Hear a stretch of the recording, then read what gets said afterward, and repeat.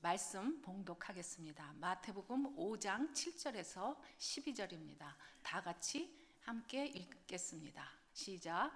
복되도다 자비로운 사람들은 그들은 자비를 받을 것이다.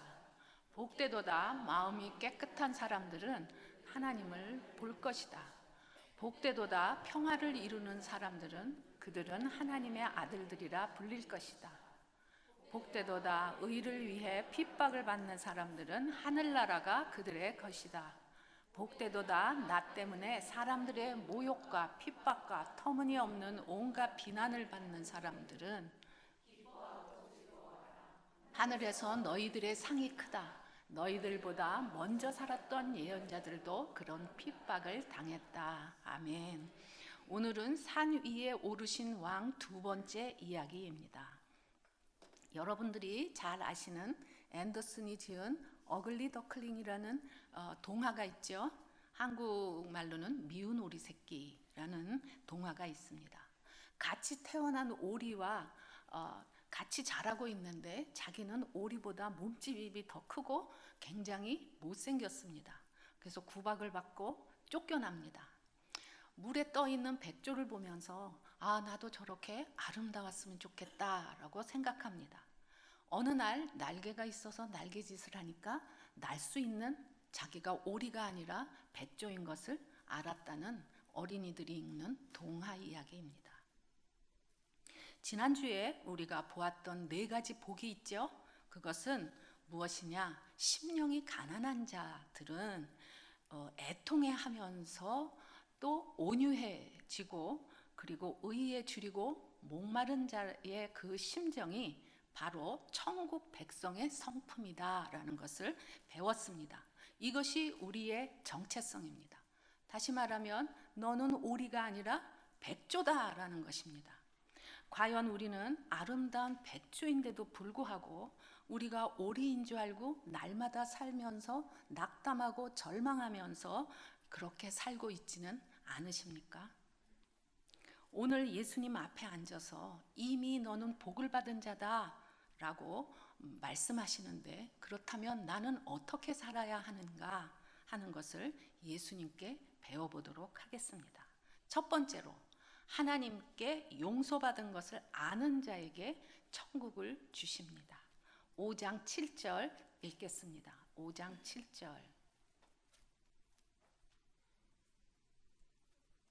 시작. 복되도다 자비로운 사람들은 그들은 자비를 받을 것이다. 아멘. 자비라는 말은 긍휼, 또 인애, 또 불쌍히 여긴다 하는 이런 뜻을 갖고 있으면서 히브리어로는 헤세드, 많이 들어보셨을 것입니다. 그런데 불교에서도 자비를 얘기하고 있고요. 일반 서적에서도 자비를 말하고 있고 또 많은 강연에서도 자비를 이야기하고 있습니다. 그런데 예수님께서 말씀하시는 이 자비가 그 일반 사람들이 이야기하는 자비와 별 차이가 없다면 굳이 예수님 앞에서 이 얘기를 들을 필요도 없고 성경을 읽을 필요도 없는 것 아닙니까? 그래서 하나님께서는 나의 죄를 사해 주셨다는 것을 아는 자에게, 그러한 사람들에게 자비를 베푸십니다. 예수님께서 우리의 고통에 함께 하시면서 나와 함께 공감하시고 함께 아파하십니다.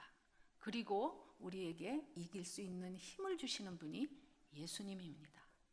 그래서 예수님께서 많은 사람들이 이제 예수님 앞으로 몰려왔잖아요. 그러니까 그 사람들을 긍휼히 보시고 병을 고치시고 귀신을 쫓아내시고, 그래서 이렇게 회복시키십니다. 주님의 이 긍휼을 경험한 사람은 다른 사람을 긍휼히 여기고 품을 수 있게 됩니다. 우리가 성경에 읽어보면은 돌아온 탕자를 품으시는 아버지 이야기 잘 아시죠? 또 강도를 만난 사람을 살려준 사마리아 사람, 이런 것을 통해서 우리가 무엇을 알 수 있느냐면 하나님의 긍휼한 마음을 배울 수가 있습니다. 그러므로 세상에서 말하고 있는 자비와 예수님의 자비는 엄청난 차이가 있습니다. 하나님의 자녀는 내 안에 그렇게 할 능력이 없지만 아버지께서 주시는 그 긍휼의 마음을 가지고 우리가 다른 사람에게 베풀 수 있다라는 것입니다. 이 말씀은 천국에 참여할 수 있는 사람들에게 말씀하고 계시는 것입니다. 천국은 하나님의 자녀만 소유할 수 있는 곳입니다. 여러분들은 다 그것을 받을 수 있는, 이미 받은 여러분 한 분 한 분입니다. 이스라엘의 종교 지도자들은 어떻게 생각했냐면 율법을 잘 지키는 것이 굉장히 중요하다라고 생각해서 율법의 진정한 뜻인 자비를 굉장히 소홀히 생각했습니다. 그래서 가난하거나 병이 들은 사람들은 하나님의 저주를 받았다라고 생각하여서 공동체에서 쫓아내고 또 상종도 하지 않았습니다. 그런데 이 예수님이라는 분은 복을 받은 사람들이다라고 말하면서 이 사람들을 차별하지 않고 품는 왕이십니다. 완전히 반대의 이야기를 하고 있으시죠. 그래서 그동안에 알아왔던 왕들이나 또 지도자들, 제사장들과는 전혀 다른 그러한 분이십니다.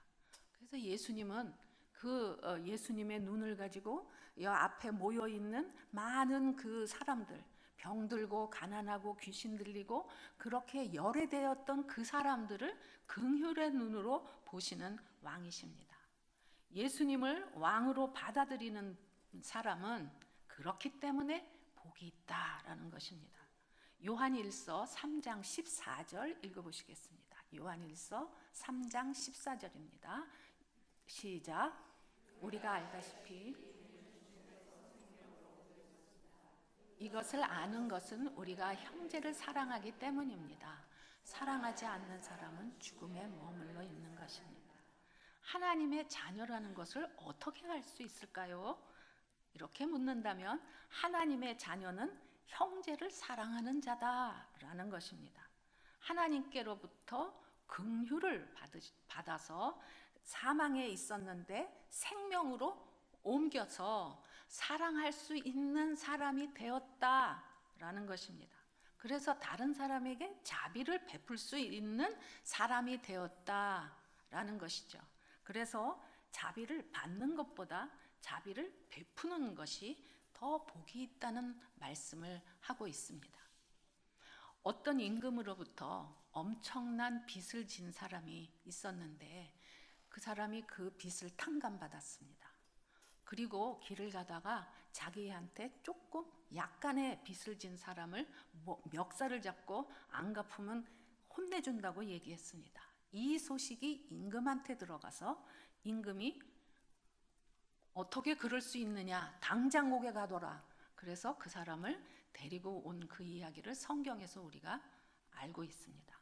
예수님의 보혈에 의해서 죄를 용서받고 하나님의 자녀가 되는 엄청난 은혜를 받았는데도 불구하고 주위에 있는 사람을 용서하지 않는다면 이미 이 땅에서 그런 사람은 지옥을 경험하게 됩니다. 그렇다면 실제 생활에서 무엇을 해야 한다는 말일까요? 우리를 향한 하나님의 긍휼함을 깨닫고 남편이나 자녀를 긍휼하게 보고 너그럽게 대하는 것이 천국 백성이 살아가는 방식이다라는 것입니다. 여러분의 가족이 천국 시민인 엄마 때문에, 천국 시민인 아내 때문에 이 땅에서 천국을 경험하는 여러분 가정들이 되시기를 축복합니다. 여러분들 때문에 그곳에 빛이 들어가셨으면 좋겠습니다. 두 번째로 하나님만을 예배하는 자의 천국이 주어집니다. 8절 읽어보시겠습니다. 5장 8절입니다. 시작.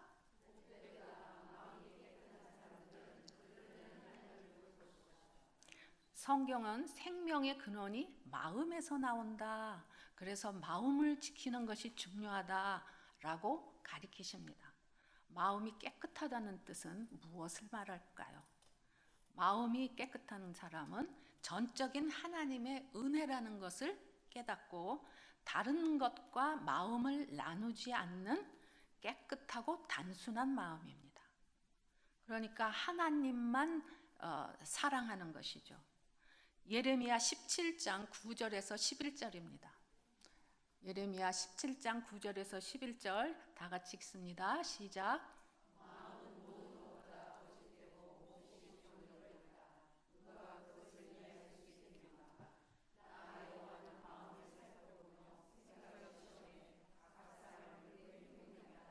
그의 행위의 열매에 따라 보상한다. 부당한 수단으로 부를 얻은 사람은 자기가 낳지 않은 알을 품은 작옷에 같다. 그 인생의 반이 지나갈 때 부가 떠날 것이고, 그러나 인간은 자신의 마음이 부패했다는 것을 잘 알지 못합니다. 겉으로는 선한 일을 하는데 하나님은 사람의 마음을 꿰뚫어 보시기 때문에 그 일을 왜 하는지 동기를 보십니다. 인간의 마음은 죄로 인해서 오염되어 있습니다. 그러므로 이 마음에서 생명의 언어와 생각이 나올 수 없습니다. 죄를 지었기 때문에 죄인이 아니라 죄인이기 때문에 죄를 짓는 것입니다. 주로 우리의 마음에 늘 복잡하고 더럽히는 그러한 것들이 무엇이 있을까요? 결국은 돈 문제입니다. 형제간에 잘 지내다가도 또 유산 상속 문제가 나오면 마음이 들뜨고 또 상하고 재판까지 가는 것들을 많이 보죠. 또 남편을 왜 미워합니까? 자녀들을 왜 미워합니까? 남편이 돈을 잘 벌어오면 그런 대로 그럭저럭 살 수 있습니다. 또 자녀가 좋은 대학에 들어가면 뭐 성격이 조금 나빠도 그런 대로 넘어갑니다. 그런데 돈을 못 벌어오든지 또 뻣뻣한 대학을 가지 못하든지 그러면 잔소리하죠. 왜 그래요? 대학 가는 것도 다 돈 때문에 그렇습니다. 좋은 대학에 가야 좋은 직장을 가고 좋은 직장을 가야 좋은 부인을 얻기 때문에 결국은 그것이 돈 문제라는 것입니다. 세상 사람들은 마음이 힘드니까 마음에 있는 탐욕을 없애기 위해서 돌을 닦기도 하고 기 훈련을 합니다. 그러나 40년간 벽만 바라보고 앉아서 돌을 닦아도 자신의 탐욕을 없애지 못했습니다. 죄인인 인간은 스스로 자기의 죄를 해결할 수 없습니다. 다윗이 왕이 되었는데 제일 처음 한 일이 법궤를 찾아오는 일이었습니다. 그동안에 적군인 블레셋에 법궤를 뺏겼습니다. 그래서 이 법궤가 여기저기 돌아다녔어요. 근데 다윗이 왕이 되니까 첫 번째 한 일이 그 법궤를 예루살렘으로 가지고 옵니다. 왜냐하면 그 법궤가 돌아다니는 것을 보고 굉장히 마음이 아파했습니다. 다윗은 하나님을 향한 마음을 다른 것과 나누지 않고 깨끗하고 단순하게 하나님만을 우선으로 섬겼습니다. 다윗은 하나님의 은혜를 깨달은 자입니다. 그러니까 영안이 열리게 되었고 하나님께 최고의 감사를 이제 드리는 예배자가 됩니다. 이것이 마음이 깨끗한 자입니다.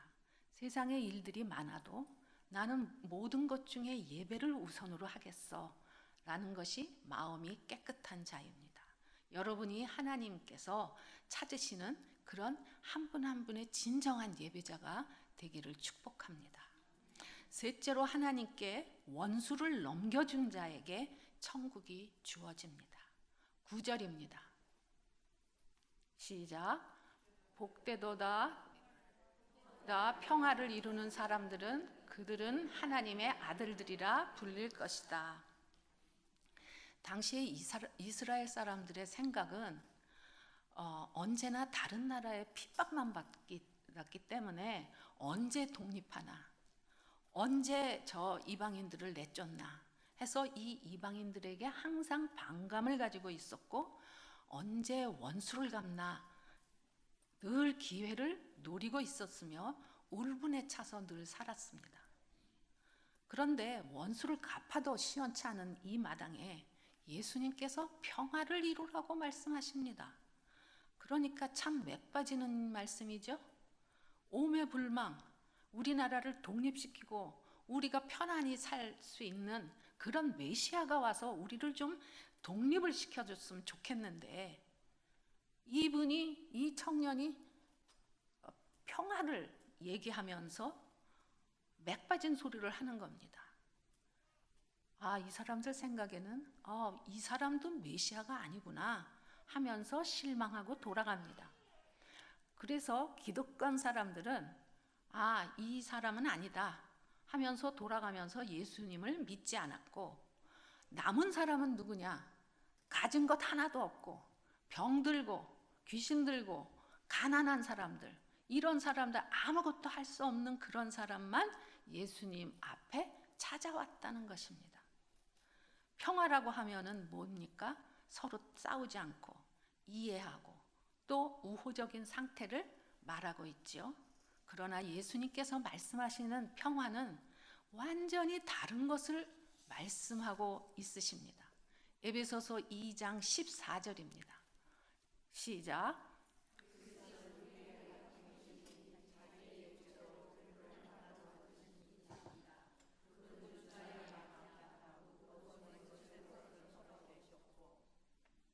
예수 그리스도로 말미암아서 우리를 의롭게 여기셔서 하나님과 우리 사이에 막힌 담이 무너졌다는 것입니다. 하나님과 우리는 화평을 누리게 된 것입니다. 예수님께서 이것을 평화라고 이야기합니다.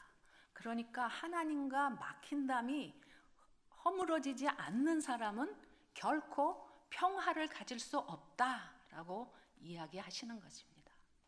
요즘 깨어진 가정이 너무 많습니다. 제가 많은 분들을 만나는데 너무너무 많습니다. 에덴 동산에서 하나님께서 제일 처음 주신 공동체가 가정입니다. 그리고 그 가정을 통해서 하나님께서 생육하고 번성해라 이렇게 말씀하셨습니다. 그렇기 때문에 사탄은 하나님의 백성이 번성하는 것을 원치 않기 때문에 재정 문제, 관계 문제, 성적인 문제를 해서 온갖 수단을 다 써서 가정을 무너뜨립니다.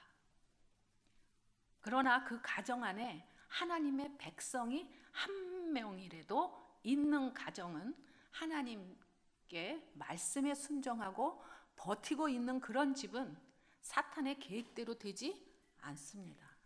여러분이 바로 그 버티고 있는 그 한 사람, 그 사람이기를 축복합니다. 그러면 어떻게 해야 평안을 유지할 수 있을까요? 로마서 12장 14절입니다. 14절 시작.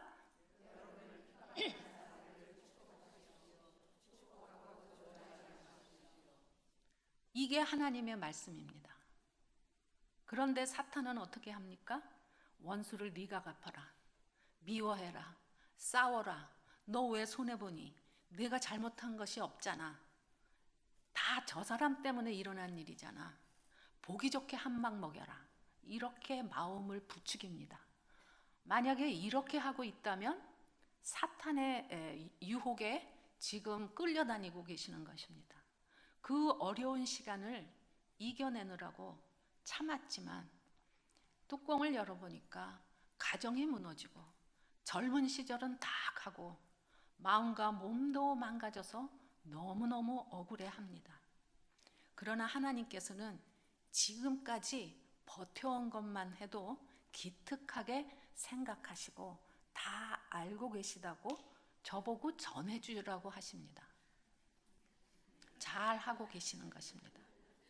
히브리서 10장 30절입니다. 시작. 원수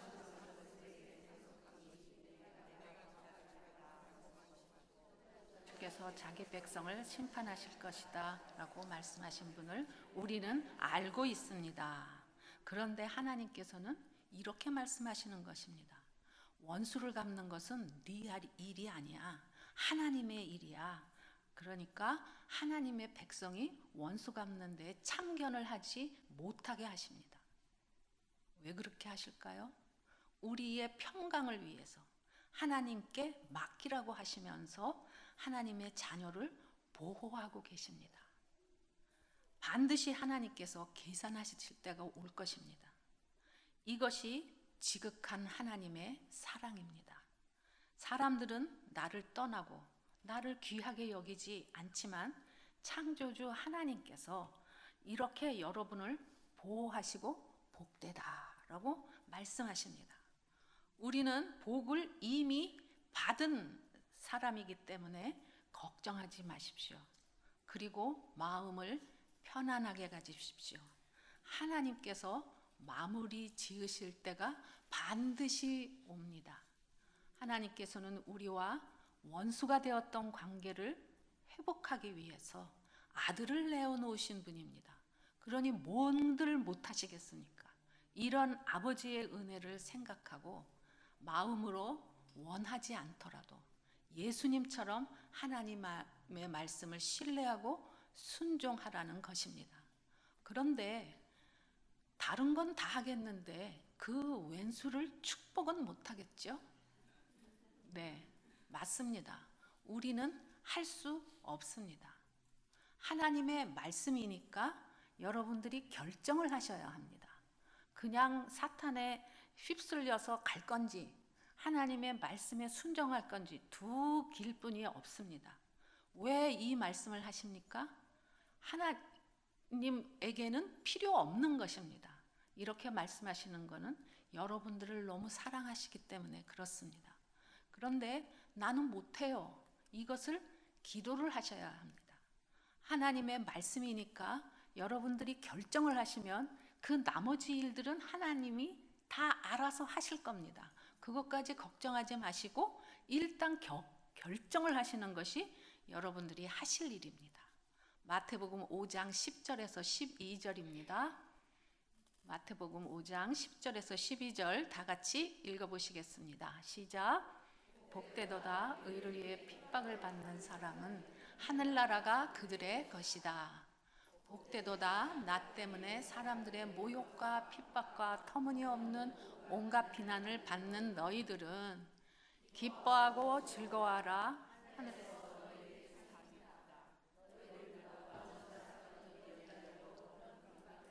됐다. 그러므로 기뻐해라 라고 말씀하십니다. 많은 신앙의 선배들이 이 길을 걸었다는 겁니다. 나만 왜 이렇게 힘들어? 그게 아니라 대대 옛날부터 이제 앞으로도 선배와 후배가 다 이 길을 걸어갈 것이다. 그러니 네가 외로워하지 말고 나만 왜 이래? 이렇게 말하지 말라. 정말 이해하기 힘들고 순종하기도 힘든 말씀입니다. 그러기 때문에 순종이 필요합니다. 하기 쉬우면 순종이 왜 필요합니까? 하기 쉬우면 왜 믿음이 필요합니까? 하기 힘드니까 지금 순종해라 말씀하십니다. 누구나 핍박받기를 원치 않습니다. 그런데 예수님은 핍박받은 사람들이 복이 있다라고 말씀합니다. 예수님의 제자의 삶은 쉽지 않는 것을 각오해라 라고 말씀하십니다. 예수를 믿으면 돈도 많이 생기고 아이들도 공부 잘하고 모든 것이 편안하다 이렇게 하는 것이 아니라 너 천국을 가려면 많은 선배들의 길을 걸어갈 것이고 또 천국 백성이 되려면 쉽지 않다는 것을 각오해라 이런 말씀을 하십니다. 벌써 알았다면 예수님을 안 믿었겠죠? 근데 이미 들어오셨으니까 too late. 고난이 오는 것을 이상히 여기지 말고 당연하다고 말씀하십니다. 제가 이 얘기를 안 하고 싶은데 참 제 얘기를 늘 하게 돼서 괴롭습니다. 저희 남편이 아팠다고 했죠. 그랬을 때 저희 집에 간병인이 있었습니다. 그런데 여러 가지 일들로 인해서 그분이 고만둬야 할 때가 되었습니다. 그분하고 있는 동안에 예수님의 복음을 전했고 또 함께 예배를 드리고 찬양도 부르며 이분이 창세기부터 계시록까지를 2번이나 읽으면서 성경 공부를 시켰습니다. 그런데 이제 일을 그만두게 되니까 온갖 말을 저에게 쏟아내면서 공격을 했습니다. 저도 할 말이 많았죠. 그러나 제가 예수님을 전한 사람이기 때문에 못하겠더라고요. 그래서 속으로 그 사람은 계속 얘기하는데 저는 속으로 그랬어요. 미령아, 조금만 참아. 조금만 참아. 모든 일에 끝이 있어. 다 됐다. 거의 끝에 왔다. 이것만 참으면 돼. 라고 계속 나한테 되뇌었습니다. 수없이 되뇌이면서 아무 말도 못했습니다. 죄인처럼 가만히 있었습니다. 한참을 말로 공격을 하더니 마지막 남기고 간 말이 잘 참아줘서 감사합니다. 자기가 너무 잘못했습니다. 인생을 이제는 이렇게 살지 않겠습니다. 이런 말을 남기고 갔습니다. 저는 그게 하나님께서 저에게 하는 말씀이라고 받았습니다.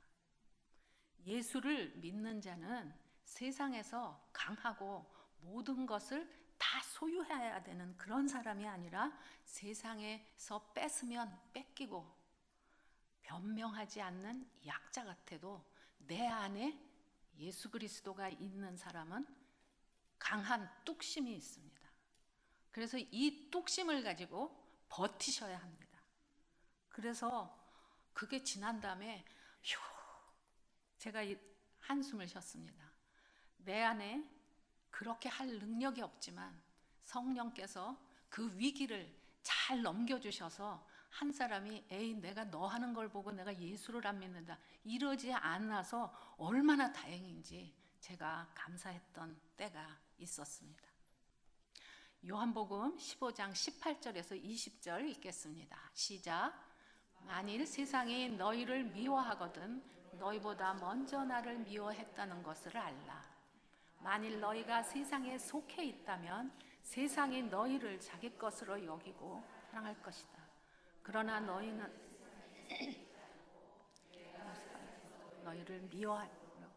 세상이 너희를 미워할 것이다. 내가 너희에게 종이 주인보다 높지 않고 말을 기억하라. 사람들이 나를 핍박했으니 너희도 핍박할 것이요 사람들이 내 말을 지켰으니. 예수 믿는 것 때문에 가족이나 친척에게 또 직장에서 힘든다면 잘하고 계신다라는 것을 주님의 말씀을 전합니다. 세상이 예수님을 거부하는 것은 자신의 죄가 드러나기 때문에 불편해서 그렇습니다. 겉으로는 나를 미워하는 것 같지만 내 안에 계신 예수님, 그 진리를 미워하는 것입니다. 그러므로 예수님의 제자라는 것이 증명되었기 때문에 실망하지 말고 기뻐하라고 말씀하시는 것입니다. 그러나 많은 사람들은 핍박을 오해하고 있습니다. 어떤 분이 투자하려고 세컨하우스를 은행 융자를 받아서 샀습니다. 근데 집값이 뚝 떨어진 거예요. 그러니까 이 이자 갚는 게 아주 죽을 지경입니다. 그래서 기도 제목을 내놨습니다. 그러면서 하는 말이 하나님이 나를 치셨다. 그래서 내가 핍박을 받는다. 라고 얘기합니다. 이것은 의를 위해서 핍박을 받는 것이 아니라 자신의 탐욕으로 이렇게 어려움을 겪는 것입니다. 예수님의 이름과는 전혀 상관없는 일이지요. 회사에서 일을 열심히 해야 되는데도 불구하고 순예배를 드리는 공부를 한다든지 또 순예배에서 쓰는 찬양 곡을 회사 복사기로 복사를 한다든지 이러기 때문에 구설수에 오르고 왕따가 됩니다. 나중에 승진을 하는데 미뤄졌습니다. 그분은 이런 얘기를 했습니다. 예수 믿는 사람이 참아야지, 인내해야 합니다. 이렇게 얘기를 했어요. 이런 것은 의를 위해서 핍박을 받는 것이 아니라 예수님의 이름을 욕되게 하는 것입니다.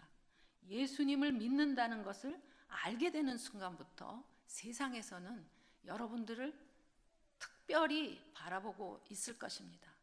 나는 그렇게 살지 못하지만 너는 그렇게 살지 말아라. 너는 제발 제대로 살아라. 라고 기대를 하는 것입니다. 우리는 세상의 공인입니다. 그렇기 때문에 책임감이 주어졌습니다. 말과 행동을 예수님 때문에 조심하셔야 합니다. 우리의 행동과 말 때문에 예수님을 믿지 않게 되는 계기가 되면 안 되겠습니다. 여러분은 예수님 가문에 자존심을 지키셔야 되고 버티셔야 합니다. 그러므로 내 주위에 있는 사람들이 주님 앞으로 올 수 있는 것은 내가 하나님 앞에서 어떤 태도로 사느냐에 따라서 나로부터 시작되는 것입니다.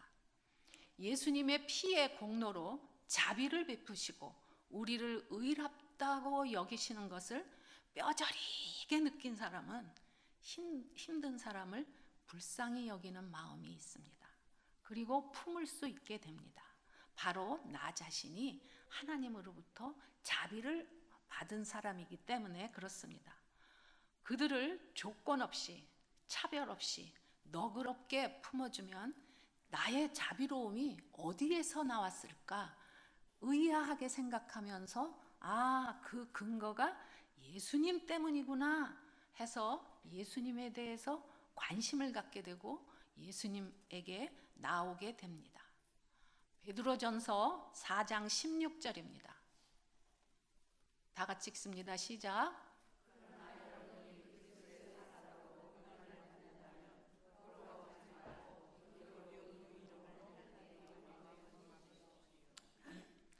현재 예수님 믿는 것 때문에 내가 어려움이 있지만 내가 참는다. 예수님 때문에 내가 핍박을 받는다. 예수님 때문에 고난을 받는 것이라면 부끄러워하지 마십시오. 라고 말씀하십니다. 여러분들이 예수님 때문에 뭐 하시는 것은 다 하나님께서 카운트를 하시는 것입니다. 그 카운트 하는 것을 많이 쌓으시면 좋겠습니다. 그리고 하나님께서 여러분들을 정말 사랑하신다는 그 사랑을 진하게 느끼시는 여러분들 또 여러분 가정 되었으면 좋겠습니다. 아멘. 기도하시겠습니다. 하나님께서는 우리를 복받은 자다, 천국 시민이다 말씀하시는데 저희는 이 현실을 살아내느라고 감사하지도 않고 관심도 없음을 용서하옵소서. 하나님, 제 안에는 못마땅한 사람도 있습니다. 미워하는 사람도 있습니다. 원수 같은 사람도 있습니다. 이것이 하나님의 영역임을 알지 못하고 그동안 함부로 내 성질을 부리고 함부로 말했던 것 용서하여 주옵소서. 아버지, 이제는 그 사람을 용서하는 것이 하나님의 영역인 것을 배웠으니 하나님, 이제는 제 마음이 그렇게 움직이지 않지만 하나님의 말씀에 의지해서 결정을 합니다.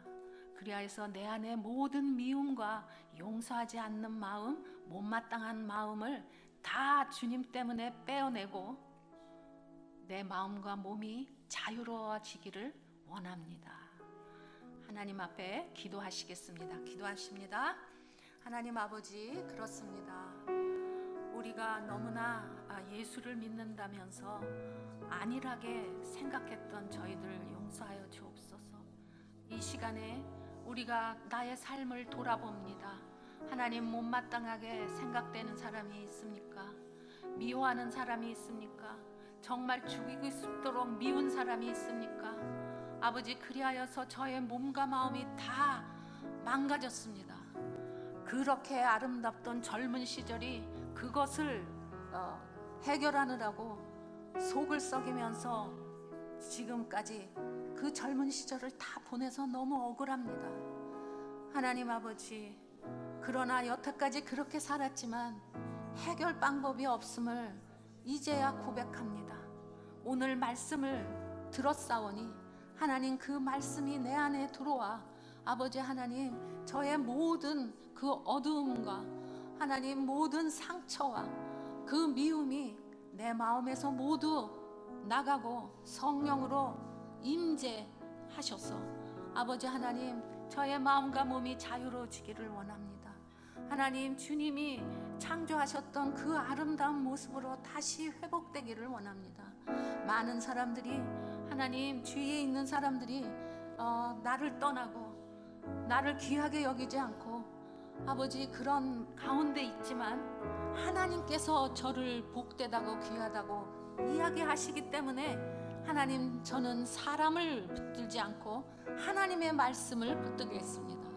하나님, 주님께서 복되다고 하시니 그것을 진리로 받습니다. 아버지, 이곳에 있는 한 분 한 분 축복하여 주옵소서. 다시 한번 기도합니다. 하나님께서 저를 용서하시고 막힌 담을 허셨음을 감사드립니다. 마음을 새롭게 하여서 하나님만 예배하는 자가 되겠습니다. 내 마음에서 미움과 용서하지 못하는 마음을 제해 주시고 가정에서 위로하고 격려하는 아내와 엄마와 며느리가 될 수 있도록 인도하셔서 하나님, 저희 한 사람 한 사람을 통해서 가정의 빛이 되게 하시고 하나님, 그 안에 복음이 들어가게 하시고 하나님의 사랑으로 충만한 가정이 될 수 있도록 인도하여 주옵소서. 다 같이 기도하시겠습니다. 하나님, 주님